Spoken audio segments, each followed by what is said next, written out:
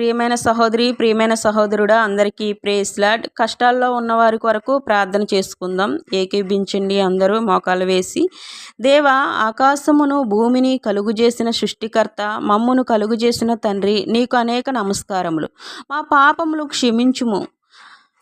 ఇక మీదట మాకు తెలిసిన ఏ పాపము చేయకుండా మాకు శక్తి దయచేయము. మా జబ్బును తీసివేయము. మాకు పూర్ణ ఆరోగ్యాన్ని అనుగ్రహించుము. మమ్మను లోకములో వారందరినీ దీవించుము.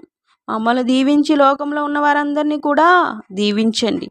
నీ విషయములు, నీ పద్ధతులు, నీ బోధలు, నీ ప్రేమ తెలుసుకోనగల శక్తిని మాలో పుట్టించుము. దేవా, నిన్ను తప్ప ఎవరిని ఆధారింపము. నిన్నే తలుచుకొని, నిన్నే మ్రొక్కి, నిన్నే ప్రార్థించి, నిన్నే నమ్ముకొని ఉన్నాము.